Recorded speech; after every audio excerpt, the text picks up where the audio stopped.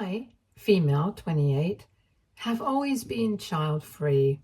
Ever since I was 16 years old, I knew that I would not and could not raise kids. I have always been vocal about the fact that I would never have children. In every single relationship of mine, I told my partners that I would not be having kids.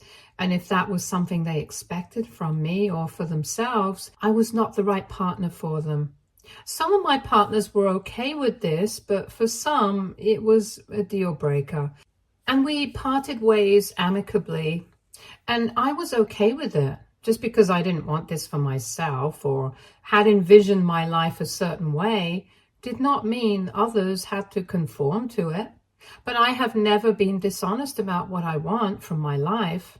I have been upfront about this aspect of my life, and I have told every single partner that this is something non-negotiable for me. Some people ask me why I don't want kids, and I know it's because they want to convince me otherwise and tell me all about the joys of motherhood. But I hate these intrusive questions. To me, it shouldn't matter to anyone why I don't want kids. I am child-free, and that is the extent of the information I owe you. There is no need for anyone to know the rationale behind it. And if I'm being honest, the reasons are rooted in a lot of trauma that I don't feel comfortable recounting. I have spent years and a considerable amount of effort to come to a place that feels better mentally, and I don't want to ruin all those years of progress by dwelling in the past for no reason. So whenever someone asks me why I don't want kids, I don't indulge them with any answer. I simply either refuse to respond or tell them it's none of their business. I have my reasons, and they have no right to poke into it.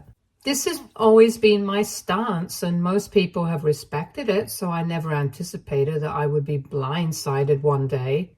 When I met my husband David, male, 33, 3 years ago, and we started dating, I told him from the outset that I wasn't someone who would have kids. He was always on board with it. At least that's what he said, and I believed him. There was no reason for me not to believe a 30-year-old man who sounded so sure about what he wanted from life. I think I told him by the third or fourth date that if he wanted to take things further, he should know that I was child-free, and nothing on earth could make me want or raise a child. He seemed okay with it, and that topic was never brought up for discussion in the next few months.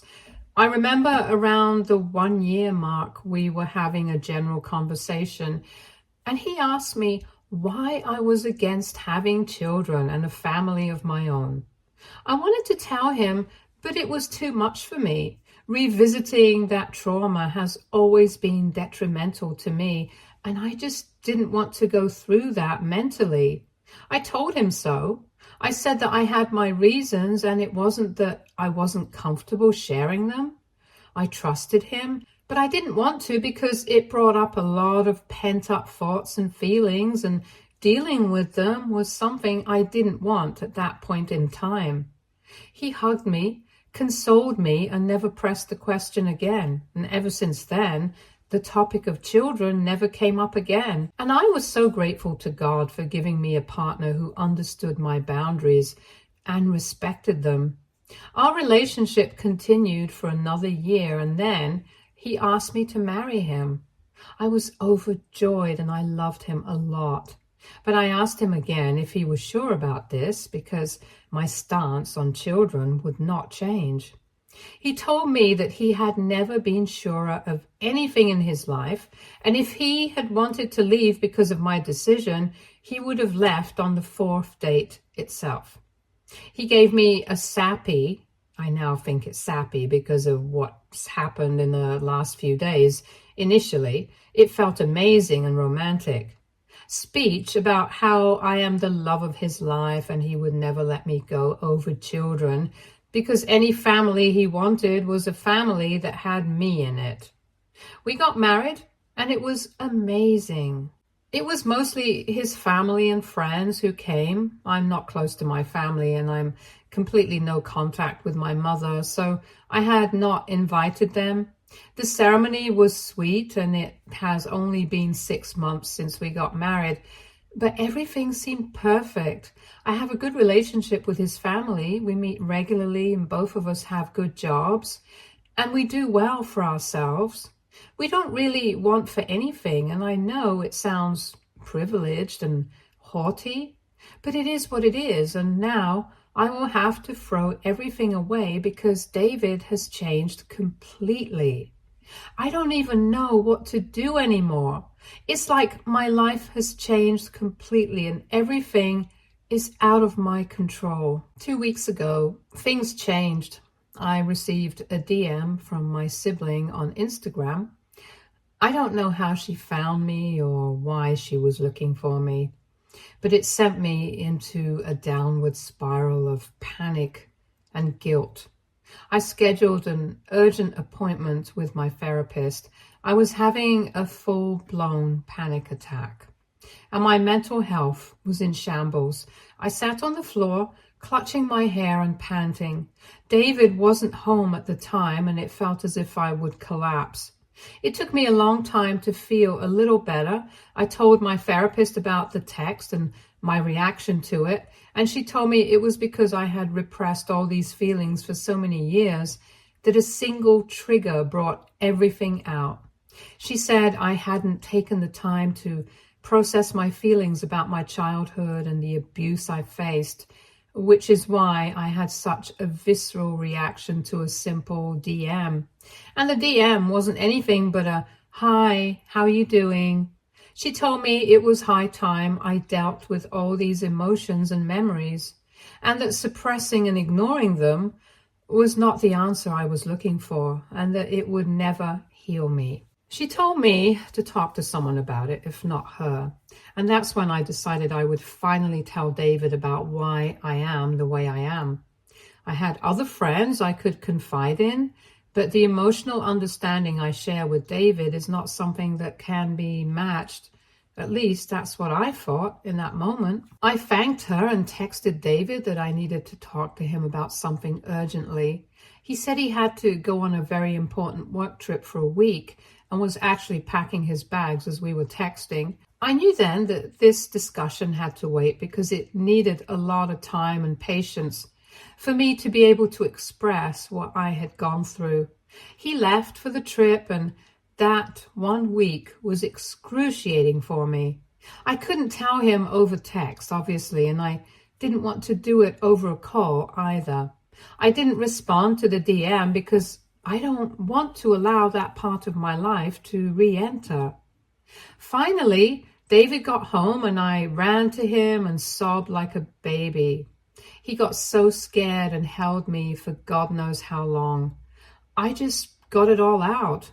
I didn't have it in me to hold it back any longer. I told him to sit down, that I needed to tell him everything, and I just couldn't wait any longer. I was the eldest of 8 siblings. My dad died when I was 2 years old, and after that, my mother went into a spiral of depression and substance abuse. She was there, but hardly. It was as if I had raised myself. Every few years, she would get knocked up with no father in sight and would refuse to either abort the kid or give it up for adoption. She was the textbook definition of a deadbeat mother, and I had to raise her litter, even though I was a child myself.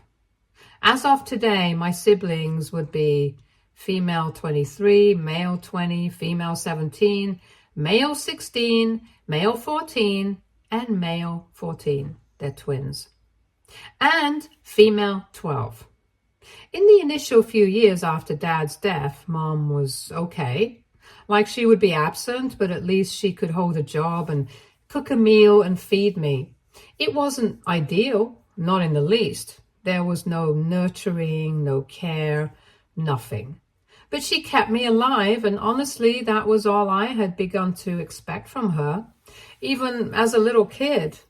Then, my sister Cynthia was born and things began to get worse.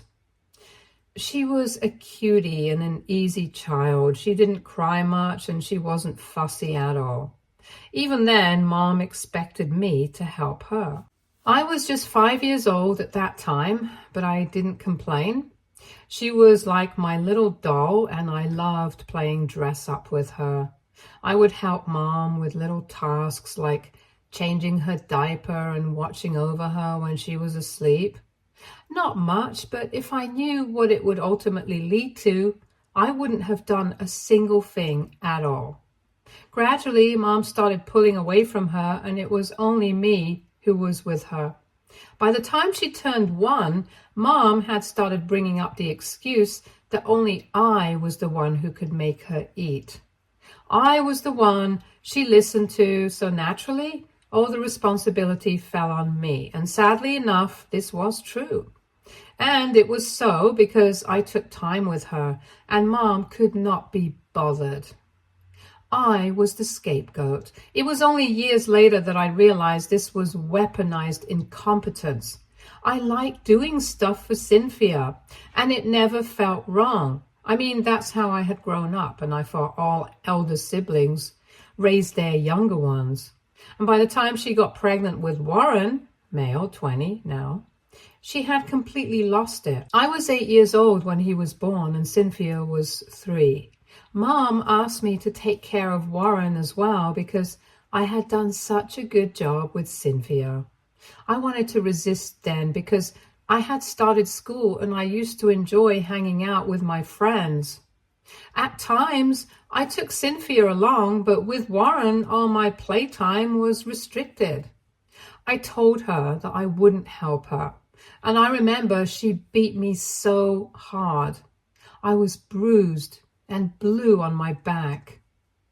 My mother was abusive, but she was also smart. She never hit me in places that would be visible to the general eye.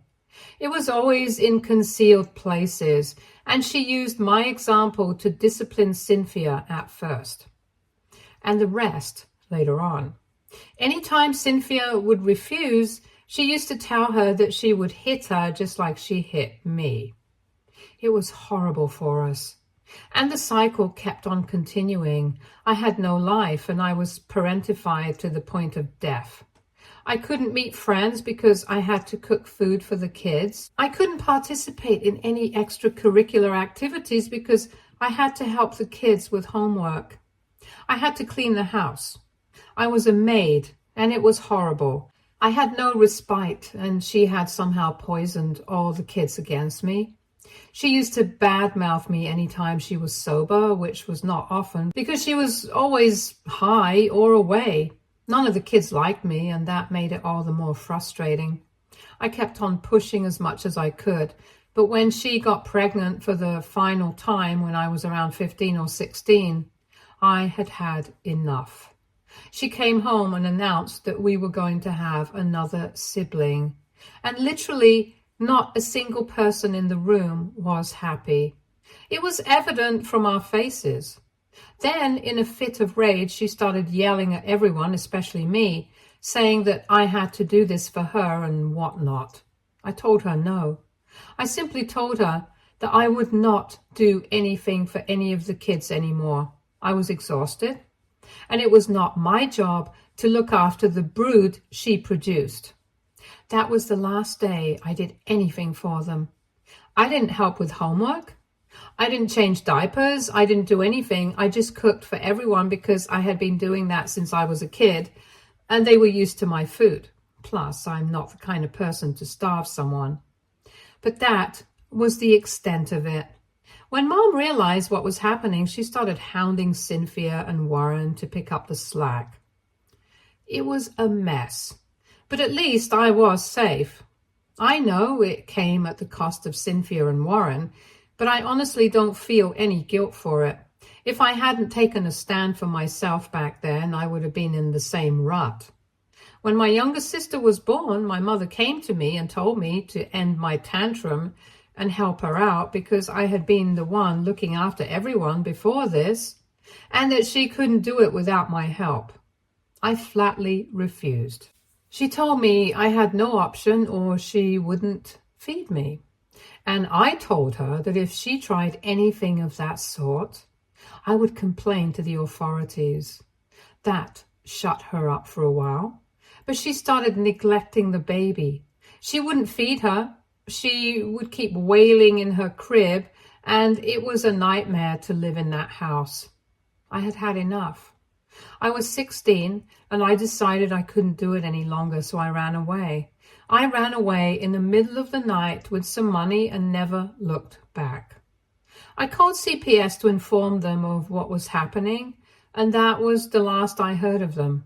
I never tried contacting them, and they never tried contacting me. I don't know what happened to my siblings, and I never tried reaching out, because if I did, I would have felt a sense of responsibility and would have gone back. But I needed to be a little selfish for myself, or I would have ended up being a carer for my siblings for the rest of my life. I finished school, went to college, worked hard, and made a life for myself that was completely cut off from my family. All these years, I never told anyone what I had gone through because it was too traumatic for me to even recall. I was abused and harassed mentally and physically, and I had to slog for hours every day to make sure everyone slept with a full tummy. That was when I realized I had raised enough kids in this life and didn't have the stamina to do it anymore. I was done with being a parent, and I wanted to be and remain an individual for the rest of my life. By the time I finished telling David the entire story, I was sobbing like a little girl, and he held me so close the entire time.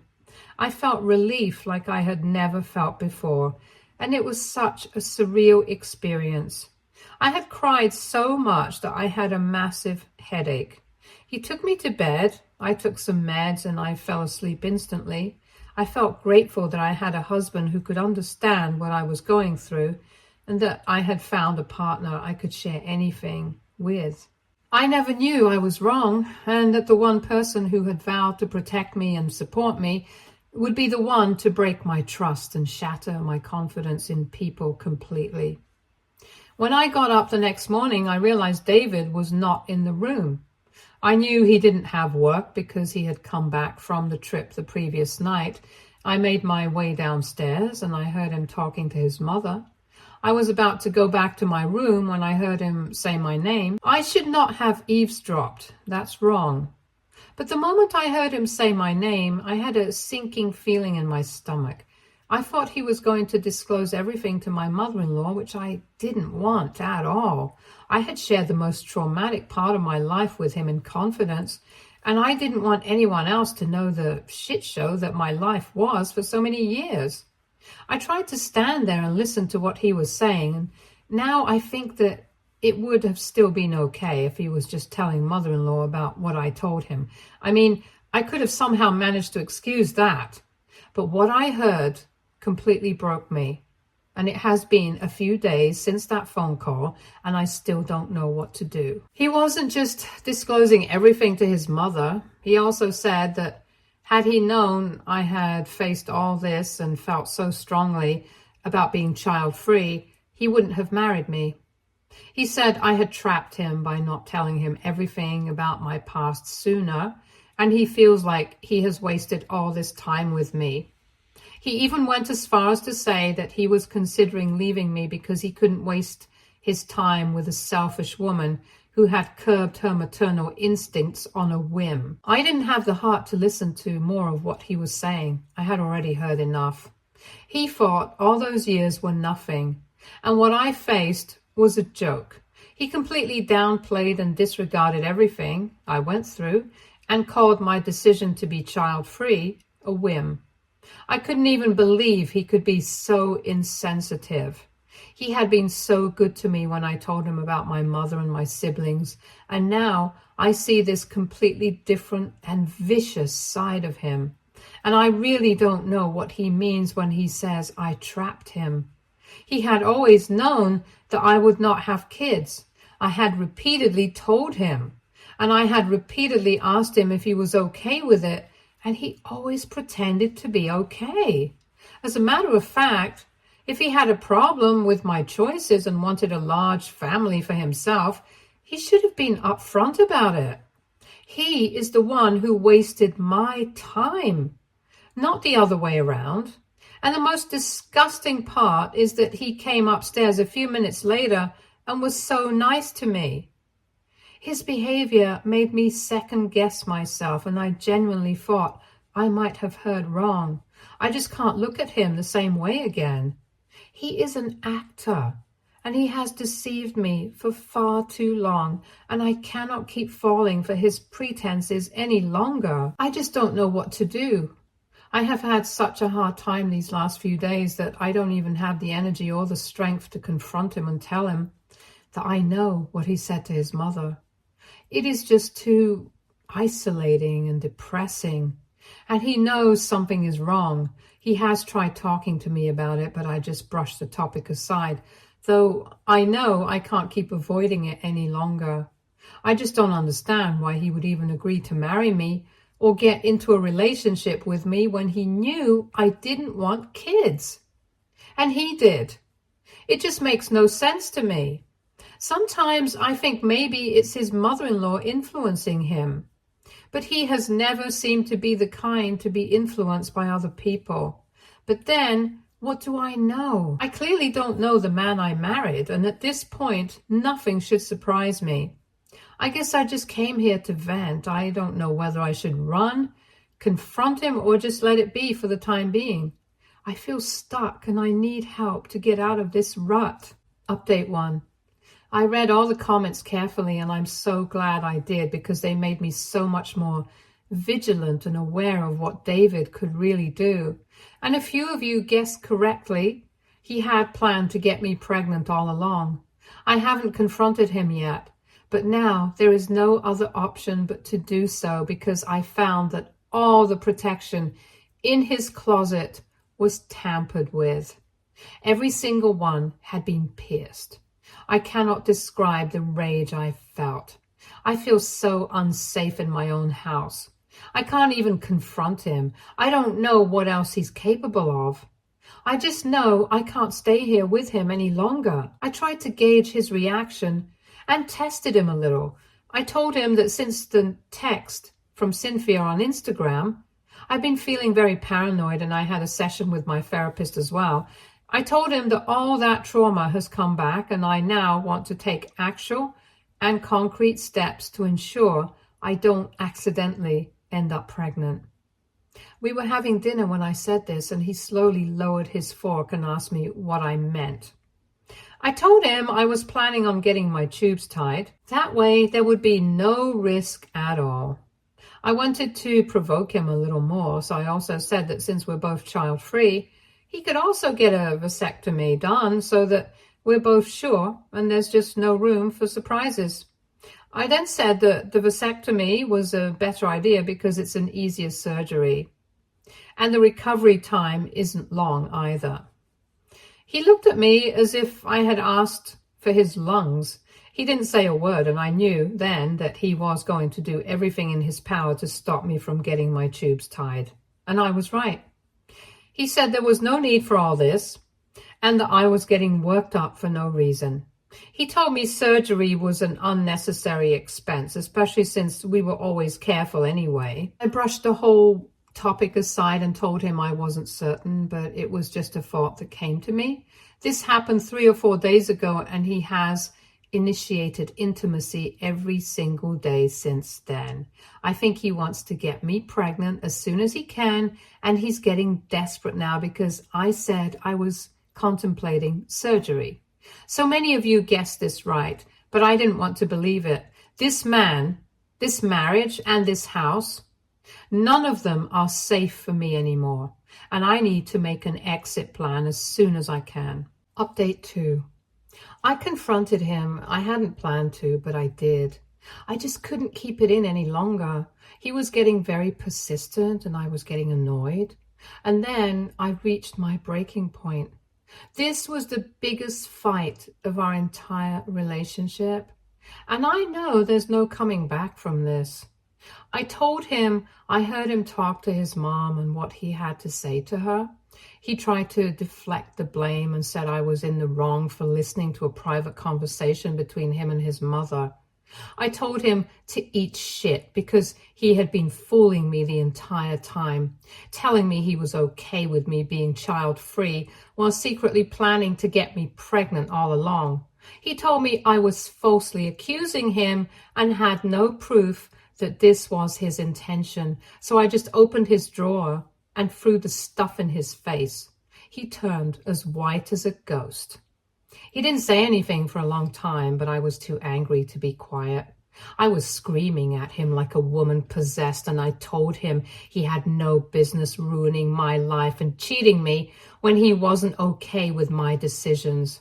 He broke down and told me he loved me and didn't want to let me go, and he thought that maybe he could convince me eventually. He said that all women want to be mothers, they just think they don't. So apart from being an absolute asshole, my husband is also regressive and misogynistic. And I told him exactly that.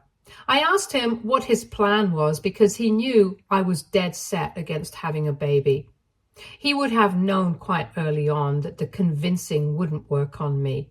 What was his plan of action then? He admitted what all of you were fearing. He said he thought that he would accidentally get me pregnant and then I wouldn't have gone for an abortion either way. I had no words left. I had hoped he wouldn't stoop to this level, but with this statement he proved that he was the scum of the earth and that our relationship was not salvageable at all. He apologized and said he would never do anything to betray my trust again and begged me for another chance. But I just went to a different room and locked myself in. I'm done with him, and I'm done with this drama. All I've ever wanted was a life of peace. I couldn't get it when I was a kid, and I haven't gotten it as an adult. I am sick of the hypocrisy and double standards of the world, and I think I'm better off alone. I cannot deal with this. I cannot trust David again, no matter what he does. I cannot forgive him. This is just unforgivable in my eyes. There is no coming back from this. Update 3. I've moved out and filed for divorce. I knew I had to do it, but David was in denial and kept asking me to forgive him. I didn't. His entire family got involved and they all came down for an intervention and hounded me, but I was just not in the mood for any kind of attempt to save the marriage. The marriage was a sham and David is a cheat. I didn't want anything to do with him. Mother-in-law went as far as to say I was punishing her poor son for what my mother did to me. But David glared at her and she shut up. I told her she had no business poking her nose into my personal life. She said that she was family, and I told her not for long. I asked all of them to leave, and even though they resisted, I stayed firm. I have had enough. I looked for a studio, and I found one within my budget. When I was moving my stuff out, David looked at me in disbelief. I think that was when it hit him that this was real, and there was no coming back. He begged me to try couples counseling or to go for a break rather than a divorce, but I told him there was no point in holding on to a dead relationship, and that the only reason he wanted us to work out so badly was because he knew that he was at fault, and it was only because of him that things had gotten so bad. Now that I have moved into my new place, I just feel numb. I hope I get used to this, and I hope there is something better in store for me. As of now, I am just glad I'm safe and have left yet another toxic relationship. Stay tuned for more stories from Argo Relationships.